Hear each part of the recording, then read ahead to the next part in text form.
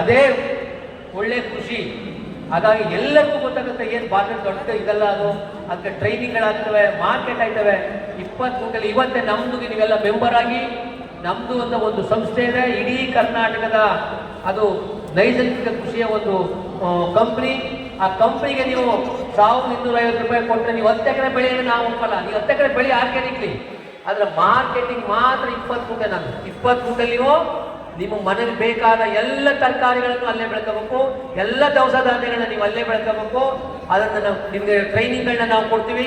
ಹಾಗಾಗಿ ನಿಮ್ಮ ಸಜ್ಜನ್ನು ಬೇರು ಒಳ್ಳೆ ನಿಮ್ಮ ಜಿಲ್ಲೆಯಲ್ಲಿ ಸಜ್ಜನ್ನು ಮೇರು ಅವರು ಬಹಳ ದೊಡ್ಡ ಮೇಧಾವಿಯವರು ಬಹಳಷ್ಟು ಮಾಡ್ತಾ ಇದ್ದಾರೆ. ಅಂಥವ್ರ ಜಿಲ್ಲೆಯಲ್ಲಿ ನೀವು ಇಟ್ಕೊಂಡು ಅದನ್ನ ಮಾಡೋದಾದ್ರೆ ಇಡೀ ಕರ್ನಾಟಕ ಸಮೃದ್ಧಿ. ನಾವು ಯಾರನ್ನ ಕೈಯನ್ನು ನಾವು ಕೇಳೋದಿಲ್ಲ.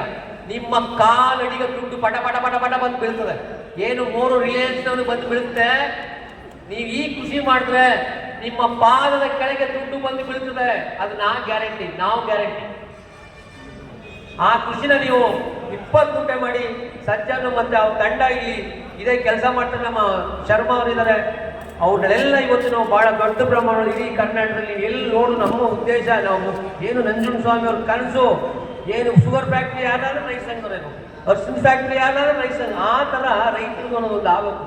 ಅದು ದೊಡ್ಡ ಕನಸು. ಆಮೇಲೆ ಅದನ್ನ ಕ್ವಶನ್ನು ಮಾಡಬೇಕು. ನೀವು ಯಾರ್ಯಾರಿಗೋ ಮಾಡಿರಲ್ಲ, ಓಟ್ ಹಾಕ್ಬಿಟ್ಟು ನೀವು ಅವನ್ನ ಲೆಕ್ಕನೇ ಕೇಳಲ್ಲ. ನೀವು MLAಗಳ MP ಗಳ ಅಲ್ವಾ? ಇಲ್ಲಿ ಕ್ವಶನ್ಗಳನ್ನು ಮಾಡಬೇಕು, ಲೆಕ್ಕನೂ ಕೇಳಬೇಕು. ಯಾವ ನಂಬಿಕೆ ಇರಬೇಕು, ನಂಬಿಕೆ ಕಣ್ಣು ಸದಾ ತೆರೆದಿರಬೇಕು. ಆಗಾಗಲೇ ಸಂಸ್ಥೆಗಳು ಉಳ್ಕೊಳ್ಳೋದು. ಹಾಗಾಗಿ ಟೈಮ್ ಆಗಿದೆ, ನಿಮ್ಗೆಲ್ಲರಿಗೂ ಒಟ್ಟಿಸ್ತದೆ.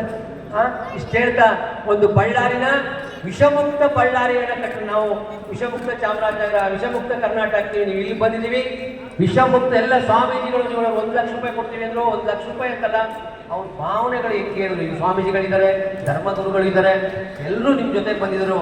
ಇನ್ನು ವಿಷಮುಕ್ತ ಬಳ್ಳಾರಿ ಮಾಡಿದ ಪ್ರತಿಜ್ಞೆಯನ್ನು ನೀವು ಸ್ವೀಕರಿಸಬೇಕು ಅಂತ ಹೇಳ್ತಾ ಪ್ರತಿಜ್ಞೆ ಮಾಡ್ಬೋದ? ಪ್ರತಿಜ್ಞೆ ಹೆಂಗೆ ಗೊತ್ತಿಲ್ಲ. ಪ್ರತಿಜ್ಞೆ